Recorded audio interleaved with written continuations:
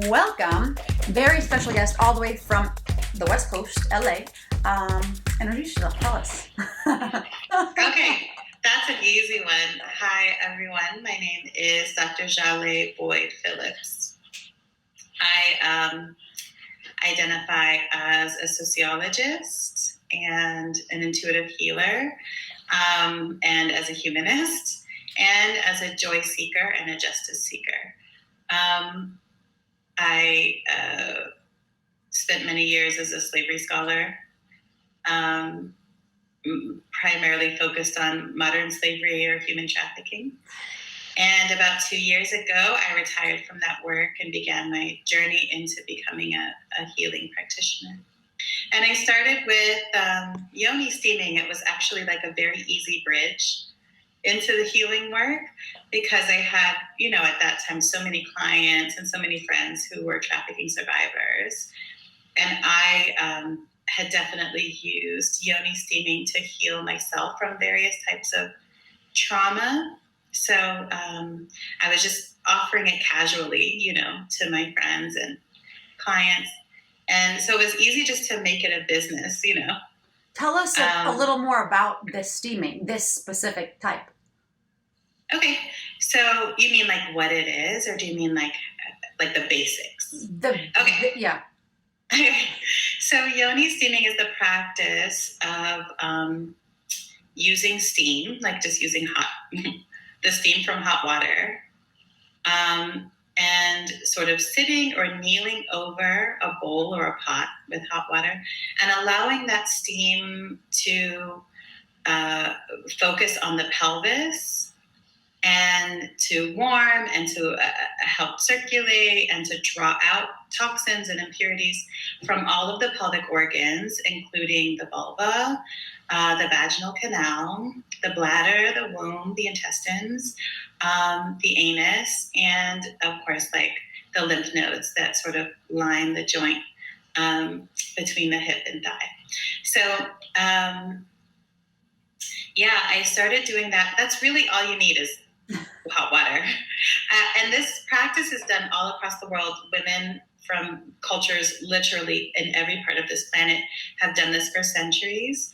It really is very similar to going in the sauna and sweating out. It's just that the sauna is focused on your pelvis.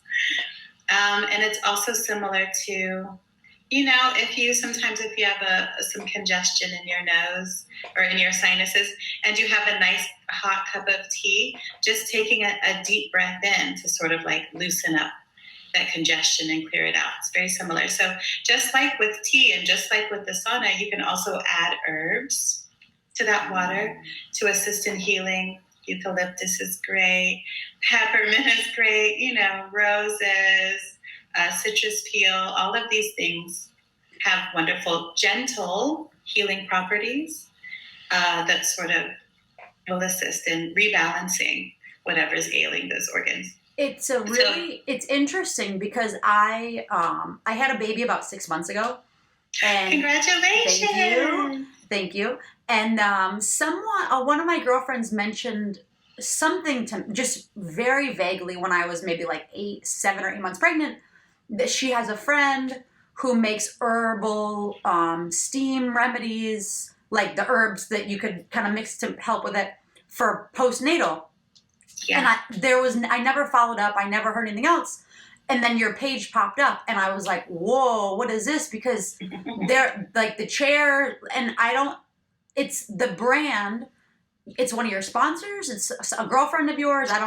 It's my own brand. It's yours. Okay. It's my own brand. Yeah. And you also create the chairs and this type of stuff? Mm-hmm. I designed that chair myself. Amazing. I build them myself. I mix the herbs myself. Everything.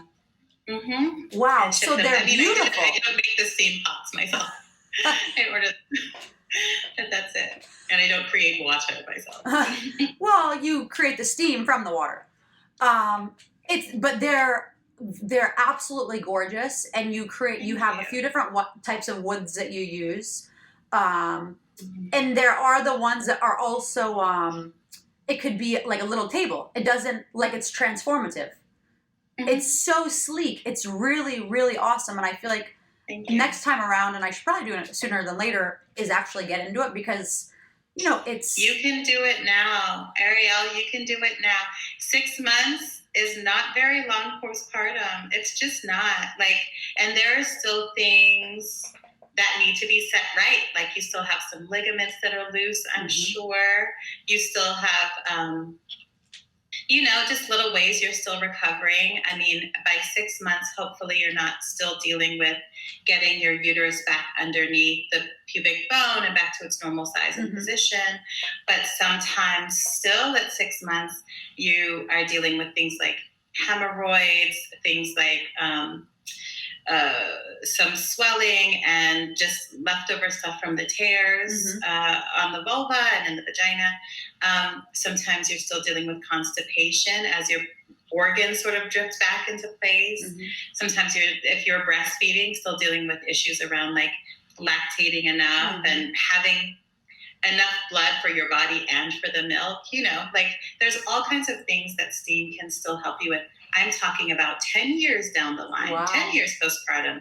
It still helps to, heal any prolapse that the bladder is dealing with, heal any prolapse that any of those other pelvic organs are dealing with, and just sort of rebalance the relationship between all those organs in the pelvis and how they relate to each other. Do you know of any men that do this? That offer steams or that steam themselves? That steam themselves. Because I know this, I'm specifically targeting women, and I don't know, I'm assuming you are as well, but I feel like men also could greatly benefit from it.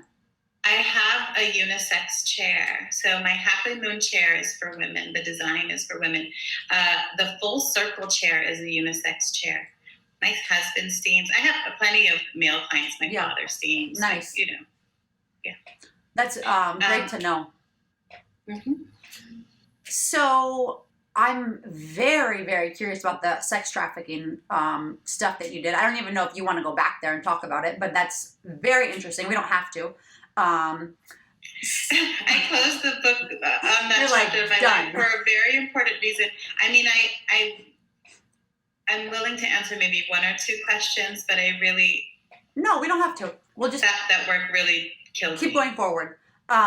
So the chairs are gorgeous and beautiful. And you have a few different options to choose from. I'm definitely going to look into those.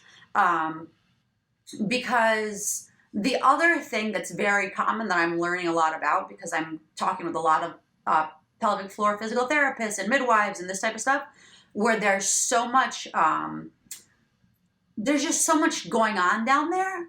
And women they think it's normal, and it's not. Or either they think it's normal or they think it's not. But either way, they're discouraged from seeking community around it, asking questions about it, and deciding that they deserve better. Because there's so many women that are like, oh yeah, every time I sneeze, I pee now too, since I had my kid. That doesn't have to be the way it is. A little steam can fix that right up, Oh, so it's just not necessary. It's totally not necessary. I didn't realize, and I'm happy that you are so familiar with the vagina. I knew that you were, but you really know the vagina, so I'm happy about that. This is crazy. So after I had my, and I don't think I told anyone this, after I had my little one, I was taking a shower, and this was probably the first week that I was home, and I'm cleaning, whatever, and I felt something coming out, of my vagina, and I thought that I didn't know, because there's stuff that just comes out. No one tells you. You're putting the ice pads on, you're dealing with the perennial foam and wipes, and no one ever says, well, things might still come out aside from blood. Blood, okay, fine.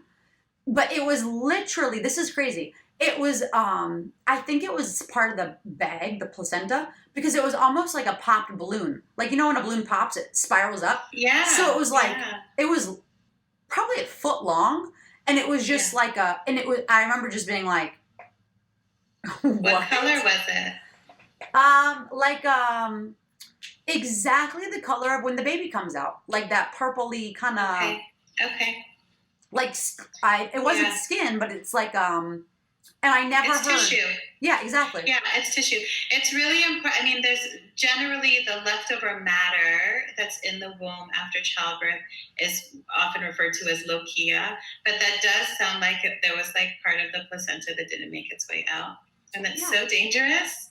Yeah, it's crazy. And this just takes me back to, we all deserve better health care. Like, if you go back to J. Marion Sims, the father of modern gynecology, and the fact that he had zero respect for the feminine form, zero respect for any of the female reproductive organs, and when it comes down to it, was honestly a serial killer, then you start to understand why all of the ways of gynecological care really don't serve women. They really sort of suppose that the masculine form is the default, and that the feminine form is like a mutation on the masculine form. So anything that isn't in the men's body can just be cut out, like it's disposable. That we're disposable. Like, it's just kind of it's a whole grotesque. mess. It's terrible. There's I don't know how into like numbers and statistics, like actual data. I'm sure you're into it. But there was PhD. What you are? Yes, I'm a PhD sociologist. Oh, yeah, exactly. We should have. Yeah, I love data. Yeah, exactly. That's like first and foremost. Here we are. So there, you would actually probably really, really love her. I interviewed her a few weeks back, maybe a couple months back, and she's a midwife in Australia, and she's all data-based. Statistics, also has her PhD, but she tries to, basically she went into saying why obstetrics, it only, when it came around, was very recently, and it's basically all about the money, and pre that, the numbers have just drastically changed with the amount of deaths and the amount of cesarean sections and all of these types of things that are completely unnatural, and how they basically make women believe that they're the saviors because they, and it was such a, and I feel like this is going to be a very similar talk of just like pure enlightenment for women, because they really brainwash us to think if you're not in a hospital, and it gives me goosebumps because it makes me so fired up. If you're not in a hospital, you're unsafe. And it's not true. Die. They're the ones who, they give you this, they give you that, and they're the ones that, make the baby's heart rate drop, and then they have to do this and they do that. Oh, and then you saved the baby. But it was they caused this. It's like Munchausen syndrome, but for an institution. Yeah, instead of an individual. As soon as it became institutionalized, and they created the institution because it's a huge money making for them. It's so sad. Yeah, but it is not surprising in American society. Like, everything here is capitalized and institutionalized. But thank goodness that, we have these marginalized communities who have been kept away from accessing proper health care and have had to find a way on their own, because these are the communities that have kept alive herbal healing, vaginal steaming, mm-hmm. midwifery, the kinds of things that allow for actual connection with our innate abilities to heal ourselves, and that encourage us to be connected to our bodies and to understand what our bodies are telling us, rather than thinking of everything as dis-ease. We can start thinking of it as, oh, my body's just trying to communicate something to me. Let me listen and give it what it needs. Yeah. So I should just tell you, I put in the chat for you a link to a study that I did with 3 other really brilliant women, including Kelly Garza, who's my cousin and the founder of Steamy Chick. Okay. Are you familiar with Steamy Chick? Yeah, that's what I was thinking. Okay. I was thinking that you guys did the steamers together, but it's yours. That's, I think, what it was in my head. Okay. Yeah.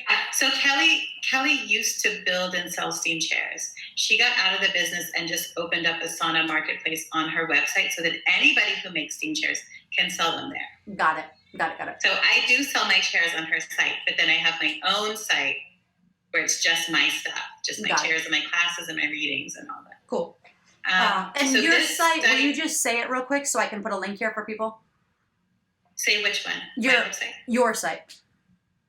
ZhalehBoydPhillips.com. Okay, so I'll just add a link so they can check it out, because there's a lot of good stuff, including, which I want you to tell us about, is Dream, and all the things within that, because I don't know if I was recording or not when we were talking about this, but about you being truly a healer, and this has so many facets to that, and I think that goes back to being in touch with what's happening now, and everything is overstimulation, constant stimulation, and being able to just rein it in is important. Yes. So before we go into that, I do just want to mention the study. Oh, sorry. That I put in there.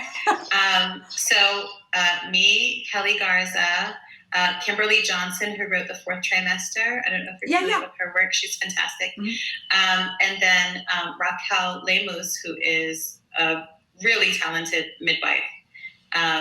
And just sort of like reproductive health extraordinaire, and a certified nurse midwife here in Los Angeles.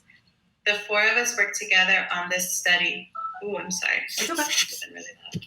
The 4 of us worked together on this study that sort of tracked women who had just given postpartum women, and there were half of the group that steamed every day for 5 days, and half of the group didn't. And we tracked their postpartum sort of healing and recovery to see the differences between those that steamed and those that didn't. And the results are just really interesting and really wonderful. And that study is the basis for the podcast that I have. Oh, very cool. Okay. Yeah. That now it all it's together and it makes sense. Yeah. Okay. I'm very excited to look at that when we're off then. Mm-hmm. Cool. And episodes 1, 2, and 3 are interviewing Kelly and then Kimberly and then Raquel. So you get the whole story, of the study and how it works. Nice. And then we have other illustrious guests after that as well. Okay. But yeah, let's talk about the Dream School. So when I was about maybe a year into offering yoni steams as a business, I had incorporated, and I had turned part of our house into a little spa, and I was taking clients in our house and all that stuff. About a year into doing that, I started being able to talk to my clients' internal organs, when I'd be doing intake, and I'd be going through the form and asking them, well, what's going on with this, and how many days are your cycles, and do you ever deal with hot flashes and night sweats or whatever? Yeah. The client would be answering me, with words, but then I also would be receiving information from their liver or their kidneys or their womb itself or their ovaries, and they'd just be like, just she's not getting enough sleep. So here's what's happening to me when it's time for a period. They would just be showing me look how I'm the liver and these are the different lobes. This lobe is not working at all. So she has this backup of toxins that's overheating her body. So her menses is looking like this. They were just explaining it all to me. And of course, at first I was terrified that maybe I was becoming schizophrenic, or I didn't know what to think of it. I was very disoriented by it. But a part of me would just be like, by chance, do you deal with other excess heat issues? Do you have rashes or blisters or, and they'd be like, yes, I have this weird rash. And I'd be like, okay. And add some liver tonic herbs into their steam herbs, And I just found that my clients just were healing up so quickly. I was just getting such quick and decisive results with them, which was very confirming. So I stopped being afraid of it and I started listening to it. And then I didn't like offer it. Like I wasn't like, and then I'm going to talk to your organs. It was like a little secret. If I felt comfortable with the client, then I'd be like, I have a message for you from your spleen. Would you like to receive it? So then in January of 2019, was that 2019? Or maybe 2020? I'm sorry, 2018. I went to my best friend's birthday party, and one of my other friends there was complaining that she was worried that her spleen, that there was something wrong with it. And she was like, the doctors looked at it, they said it's fine, but I just feel like something's wrong, you know? And I was just like, okay, I can talk to it if you want me to. And she was like, you can what? So I had a little conversation with her spleen, and the explanation her spleen gave her really calmed her and made her feel like she understood and she didn't need to be afraid anymore. And it really was just an emotional issue. Like there was nothing physically wrong with her. So the doctors were right in that case. And I was like, don't tell anybody because I don't really know what this is. But she was like, hey, everybody, Zhaleh's out here talking to organs. So I just sort of like ended up talking to most of the girls' organs there on the trip. But then my best friend, I was just like, Tatiana, do you want me to talk to your organs? And she was like, no. And we're going to have a talk on the ride home about this. So we were like out in the desert. So as we're heading back to LA, she was like, okay, now what magic is this that you have that you just given away for free? And I was just like, oh, I guess that's true, So the next day she just sat me down and she had me just go through sort of all the things that I could do. Like I could talk to her chakras and manipulate them, and I could talk to her organs and give her messages. And then there were two of her ancestors that sort of appeared to me and also had messages for her. So at the end of that, she was like, okay, here's the program. You offer 1-hour sessions. You do exactly that. First, you talk to the organs, then you talk to the chakras, then you talk to, the ancestors. Mm-hmm. We're going to start out just doing this among our little friend group for donation. So you can figure out like how you want to do it. And then come February 1st, you have a website, you have a price list, you're in business. Wow. And that's kind of how I started. That's so cool though. I think that typically when they begin so organically, it's like a no-brainer. Like, of course you should be doing this. This is why you were put here to do this. It's true. Yeah. I've had lots of different jobs, throughout my life, and I really can be good at anything I try. But this is the first thing that's been effortless and joyful. Like it's the first time that I'm like, I talk to ghosts on the phone and that's my job. And it's so great. Like, I'm just so happy, like being in your purpose. Honestly, there's nothing like it. Well, and it seems like now, for whatever, maybe it seems like it's the time that we're in, the era, that a lot of people don't understand their purpose. Mm-hmm. And it's hard to figure it out. Yes and no. I think that it's hard to figure it out if you're still running like narratives that are irrelevant to you. Correct. Through your belief system. If you believe that it's your duty to conform, mm-hmm. And if you believe that the only way to be acceptable or lovable or valuable is to do what society tells you to do, which includes whatever, like getting college degrees and then getting a corporate job and then getting married and having 2.5 kids or whatever. If you think that that's the way to do it, it's then tough. It's going to be hard to find your purpose unless your purpose lies in that very, very like right. And it's different for everyone. Everyone. It's different for everyone. I got all the degrees, like I did all this stuff and I was miserable. It brought me it was destroying me completely. So I think that understanding your mission really has to do with reconnecting completely and authentically with your joy, mm-hmm. and with what you love. And if you've gotten separated from what you authentically, not anyone else, what you love and what you love to do and what brings you unbridled joy, then the path becomes very clear. Yeah, it does. Undeniable. No, you're absolutely right. I think that it's such a weird time. Like I see it with my, my younger family, like nieces, nephews, little siblings, whatever, and even younger kids that I see around here, because there's so much. It's so easy to get sucked into the stimulation of social media and what this person's doing, what that person's doing, and I want to be whatever an influencer or whatever it is. It's and it's like, okay, if that's what you want to do, then that's fine, but it doesn't just happen. But nothing just happens.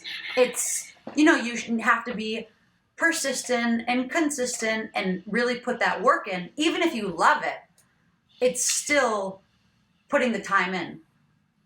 To be fair, there are very important phases, right, that we go through. And I think, I have nieces and nephews that are like in their 20s now. And so, like we get to do grown-up stuff together. So I talk to them a lot about their careers, and I do my best to guide them in their careers. And when I was that age, I could not keep still. I was like, okay, now I'm doing this. Okay, I'm going to move across the globe and do this. Okay, I'm going to change and do this. Okay, no, I'm serious. I'm going to do this. And at the time, I thought there was something maybe a little bit wrong with me, that I couldn't commit. But I understand now that I was in my gathering phase.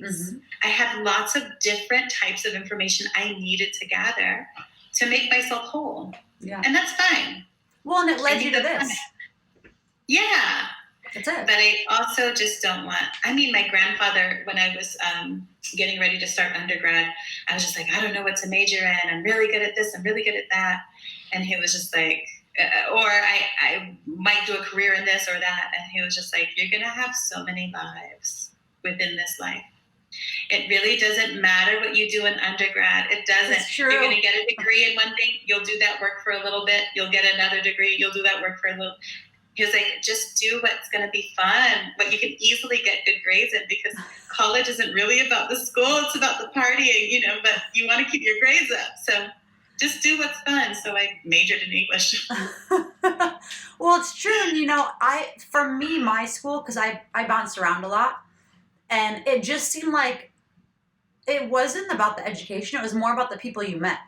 Like how, your professors, your friends, or whatever it was, the connections you made, and, learning that in that way, which for me, I'm very much of a, let's talk, let's chat. So obviously this is why somehow I landed on this, and it's the most happy that I've been, because I think that being one postpartum, thankfully I haven't experienced it because I started this, and thankfully I've got a pretty good network, but like the baby blues and the depression and all that, when you're in COVID, you're just locked up. There are not babe mommy and me groups. Like that stuff doesn't exist now. So like this came for me at perfect timing, because I'm able to just, talk and have adult talk with you and other women who, constantly are stimulating and can ask questions and really turn it into good chat rather than just constant baby talk all day. Mm-hmm. Mm-hmm. Yeah, that's so true. It's so lucky that when this particular plague came around, or pandemic came around, that we had other ways of staying in communication. Definitely. And maintaining community. Yeah. So speaking of community, I know that you also have the Maternal Health Care Fund. Yeah. Oh, so my other cousin, Kelly Garza's twin sister, Colleen, started kind of like a group of healers. Like a bunch of us sort of came into our power very recently. Good. Yeah. Kelly really was the first. So she just sort of gathered a bunch of us together into a group called the Sugar Heal Gang. And, we just refer clients to each other, and we do pop-up healing events, and we have the Black Paternal Healthcare Fund. We partner with other organizations that are doing great work around caring for moms, Black and brown moms. So the Black Maternal Healthcare Fund started because one of our mutual friends recently became pregnant, and she just was, trying to find what her resources were, and there were so few. Mm-hmm. Everywhere she went, she was getting bad advice from doctors. She was getting bad advice from Medicare and Medicaid, bad advice from, like, we were just like, they said what to you? Like, no, forget that. We'll take care of you. Like, between Raquel, Yeah. Colleen does acuvibrational therapy. Oh. With, like, tuning forks and stuff. So between those two and me, I was like, we can do this, But also, we had to sit down and confront the fact that, like, women of color are already underpaid. And we already are sort of tasked with carrying society on our backs, right? We're already tasked with being everything to everyone, not getting paid what we're worth, wearing ourselves out, not caring for ourselves. So we were just like, this wouldn't be sustainable if it were more than, this one friend. We wouldn't be able to care for ourselves, So that's sort of how the fund started. We just tapped our other friends that are moms, and we were like, is anyone willing to give $5 a month, towards this? Is anyone willing to sponsor a fundraiser for us? And we've been able to really gather together a wonderful circle of women who are just interested in making sure that women get cared for. And we have ongoing donations coming in. We have fundraisers a couple times a year. And we're able to offer for free these services, these maternal services that we have. So if you go on sugarhealgang.com, if you want to include that link too, if you go on there, you can see all of us that are in the Sugar Heal Gang and what sort of healing services we offer. And then there's a page just for maternal health care. And you can see all the maternal health care services that we offer, and you can sort of pick and choose which ones you want. And then at the bottom of that page is a link to the Black Maternal Health Care Fund. If any of the viewers would like to become donors, we can always use a little more money because there's so many moms and so little time. Yeah, it's a serious like community that's totally no one tells you anything. So it's true. It's like, and I'm now 6 months postpartum, and I get bills and this and that in the mail from the hospital. And it's like, the other day I got a bill for $28,000. I'm like, are you shitting me? Like, who do you think I am? Like, and I have insurance. It's insane. And that's just one, and I'm like, so I can't even imagine if you don't have insurance, or, because, and the other thing that's crazy is, and this is something that I think will be helpful for women just in general. So I had, I was in the fitness industry for almost 10 years here in New York City.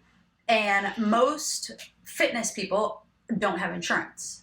And it's the craziest thing because, you're in health and wellness. It's completely ironic. But you're independent contractors mostly. Yeah, exactly. It's complete trash. It's like, why on earth? Like, it doesn't make sense because a lot of people are just, they put themselves out there and do something to help people, and then they can't even take care of themselves. So I had insurance that was like a basic kind. And thankfully I don't have any, pre-existing conditions. As soon as I thought that I might be pregnant, I got on insurance. Like, before I took anything. And I got on insurance, and I said, I called a few different places, and they said, yes, if you become pregnant, we'll cover you, blah, blah, blah. So, long story short, fast forward a few months, I then finally, I didn't even officially accept that I was pregnant until I was, almost 3 months pregnant. Because I didn't want to, I didn't want to take the test, I didn't want to go to the doctor, I didn't want to do any of the crap, because it's just money, and I know that I'm fine. So I was like, okay, I'm going to keep doing whatever I'm doing and keep going. Yeah. So then they were saying that the insurance I had wasn't maternity coverage. And I made sure, and I was on the phone I can't even tell you for how many hours saying, you guys said this was a recorded line. I can tell you the exact day, the exact time that I called. I want you to go back in the records and check. Because I checked with a representative I was speaking with. And it's the craziest thing because hours spent. So finally, they said, oh yeah, fine. The sonogram and the ultrasound and this and that, blah, blah, blah. It will be covered or, partially covered. But it's crazy how they try to negate it and say, no, what? You never said that. So it's like, I can't imagine having another kid at home or, having something else consuming my time because it probably ended up being days in the matter of the total hours accumulated of me arguing on the phone with these people. So you really have to set time aside and make sure that you're doing, you're on top of it. It's insane. So women out there, make sure that you are on that because it's mind-blowing. Yeah, it's interesting. There's, even when it comes to the business of birth, it's almost like once you become present, you as a woman cease to become human. You become only a vessel for this baby. Everyone cares about the baby. Nobody gives anything about you. After you've given birth, they might keep you around for a couple days and then you're on your own for 6 weeks. In between that time, they want to know what's going on with the baby. They want to know about weight, right? They want to know about growth, whatever, reflexes and stuff. They don't care about you. They don't care what's happening to you. No questions. And then when it comes time for the 6-week checkup, they're really only concerned about whether or not you can service your husband again. Really. That's really all they're asking about. Correct. It's really like you cease to exist. And strangely enough, you're going through such an interesting shift in your own existence that you really do need that foundation of being seen, and being reified. And this is the time that you don't get that, the time that you need it the most. It's insane. It's insane. It is. Kelly was telling me about a person she talked to, I want to say it was in Palau, who was just explaining how steaming is used there. And she was explaining what the childbirth and postpartum traditions are. And I forget what the ceremony is, but after the baby is born, there's just this enormous outpouring of care and love for the mother. They have a parade and there's just nonsense, 100 days of just massage and feeding her and bathing her. And it's just this beautiful thing. And she's just well, why do they do that? Is it because everyone's excited about the baby, this new life? And the person was yeah, I guess that's part of it. Really, they're just so grateful that she survived it, that she lived. Well, and it just, both of us were in tears just thinking about that there's a society out there somewhere, there's a culture out there somewhere that really cares about the mom. Yeah, it's crazy. Yeah.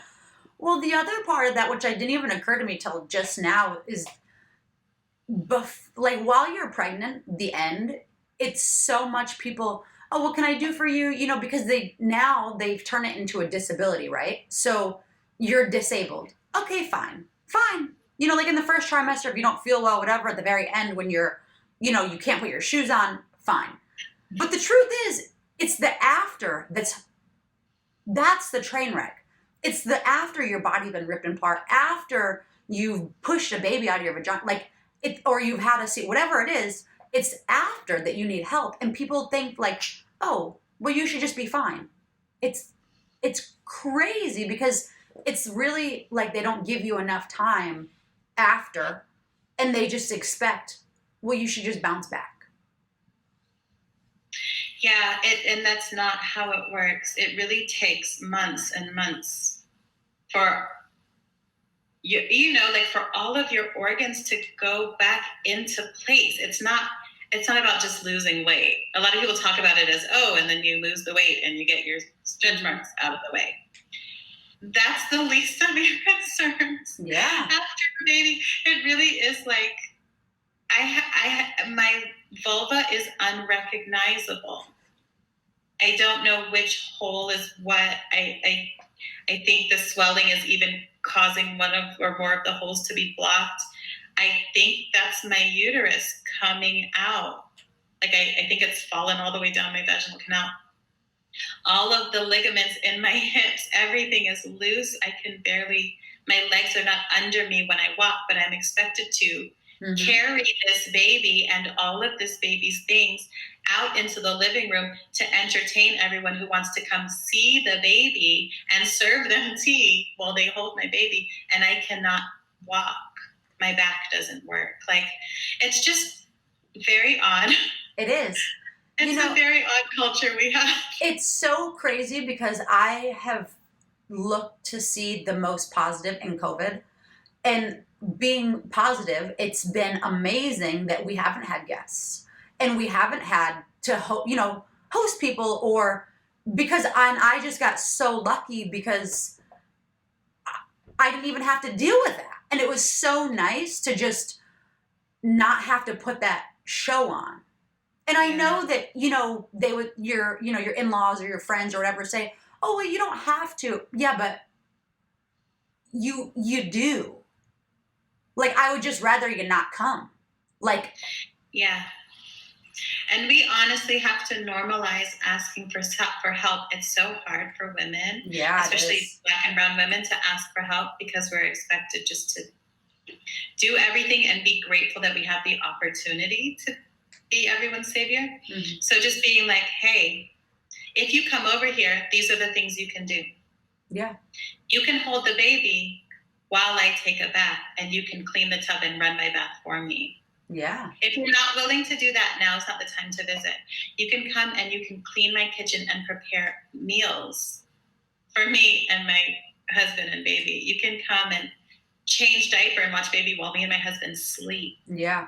Like just really having like clear cut, like if you come over here, you may not tax me. You may only pour into me. And here's what I am accepting as pouring in. Well, and I think it's such an issue that if we do that, we're looked at as a bitch. Like, oh, well, you're needy, or and it's like, no, I just had a baby. Like, what do you want? Yeah, you got to choose between being a bitch and being alive. Yeah. I'll choose bitch every time. Totally. And then, like I'm at an age now where enough of my friends have had babies where they're going to respect it. Like, ooh, I wish I would have done that. Yes, let me come over there and wash dishes.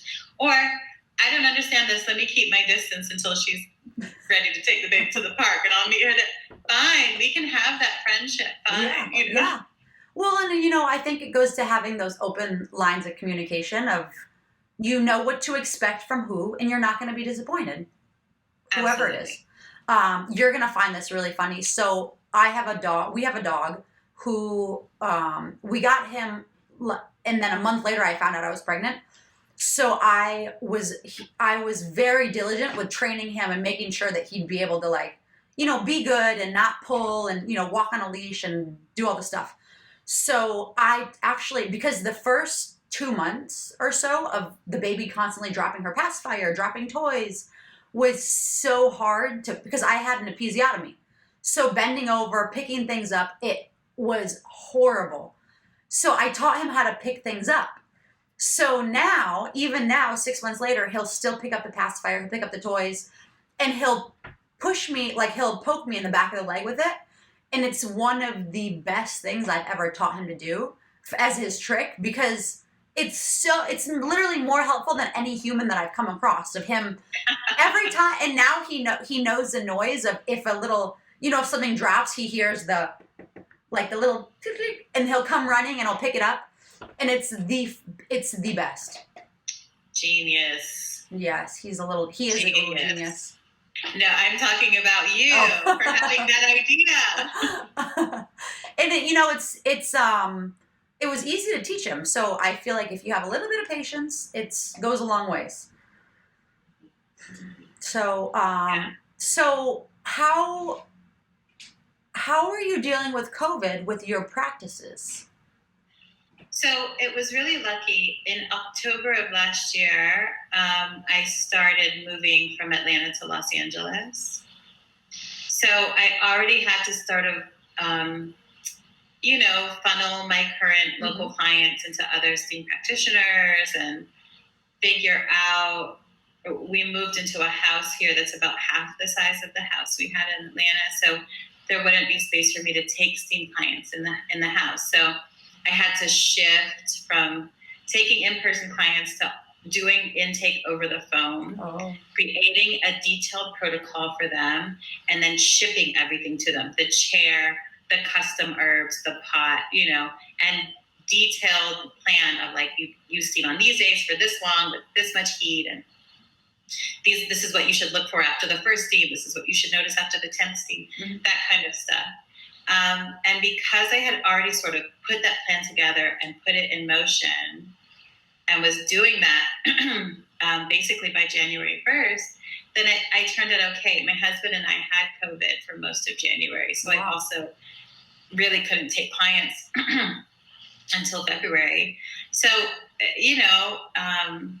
I was doing that pretty well in February and March, and then my husband's a touring musician, so March came and he had to come home from the road, and it was just me and him in the house, and he was still he's also a producer, so he was still trying to get work done in the studio, and I was, taking my clients on the phone, and I used to offer for my reading clients in-person sessions. If they could choose between in-person or over the phone, and I just removed that possibility so that all of them are over the phone. Yeah. And I had luckily already just sort of put a plan in place. So now basically I do everything over the phone and online, and it works great. Yeah, congrats. That sounds like it was just a perfect, smooth transition for you anyhow. And luckily, so many people are just terrified of hospitals and doctors right now. So my business really quadrupled. They just wanted to be able to talk to someone who could tell them what's going on with their bodies.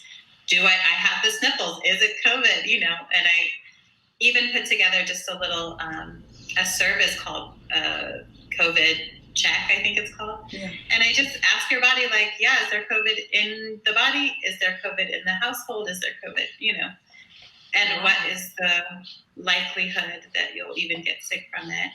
And what herbs do you need to help fight off, the illness? So, and then I would just ship out the herbs, and, it worked out great. I love that it's all so holistic. And I think that things are, going in that direction. They have been for a little while, it seems like, but it's really nice to have something like that you can rely on. Mm-hmm. And then my last thing, because an hour flies by so quick, and I know you have it on the Instagram of this, not on your or maybe it's on your personal one. I don't think it is. I think it's on the STEAM Instagram for reasons that you should STEAM. Could you just, because there's a lot of reasons. And there are things that might seem like side effects, but it's actually your body, cleansing itself. Can you just run through those quickly? Because I want to send people there because I think that it's... Sure. So the best way to track whether or not your reproductive system is healthy is by your periods. And the perfect period, what we like to call the perfect period, is 4 days of medium flow with bright red blood. No cramps, no headaches, no fatigue, no, absent-mindedness, no swelling in the extremities, no breast tenderness, no vomiting or nausea. None of that is just part of your period. None of that. All of those things indicate an imbalance. And your periods should come every 28 to 30 days. If they come every 27 days or less, that indicates an imbalance. If they come every 31 days or more, that indicates an imbalance, a different type of imbalance. So what steaming can do is bring your body back into sort of perfect balance. And the way that you know that is you're keeping track of your cycles, your period, how long it is, what it feels like. And the kinds of things that result from an imbalanced period include fibroids, include clots, include infertility, infections such as BV or yeast infections. Steaming can help with HPV. Steaming can help with cysts and polyps and disappearing periods and periods that run on for too long, periods that come too close together. Steaming can heal all of these things. I wonder why it's like something no one talks about. I mean, luckily more people are talking about it now. But, thankfully, but it's like, I never heard of it. Like, I very briefly heard of a girl talking about it, and then boom, here it is. And it's like, thankfully, I just don't understand why it's not a little more mainstream. Yeah, I mean, it's getting there. And there are cultures where it is mainstream. I lived in Seoul, South Korea for 3 years. And that's really where I got into the practice, because they just, do it all the time. And I saw marked changes in my own period because of it. It was really wonderful. Mm-hmm. Yeah, that's awesome. That's super helpful. Well, thank you for your time. Is there anything else you're working on that you want to share, or projects, or I'll definitely include your handle and both websites and all those click-throughs, but anything else? Yeah, I can talk briefly about the Dream School. So at JhalehBoydPhillips.com, of course, you'll see Yo-Yoni, and that's sort of my shop where you can get steam supplies. I also offer readings, and in there's maternal healthcare readings. There's also pelvic steam consultation readings, and then all kinds of other readings too, for whatever you need. But I'm also just recently started what I call the Dream School, which stands for the Damask Rose Earth Academy of Mysticism. It's so long I forget sometimes. And in that school, I offer classes for people who know that they have some extra sensitivities, like they just know they're a little bit intuitive or a little bit empathic or maybe just highly sensitive.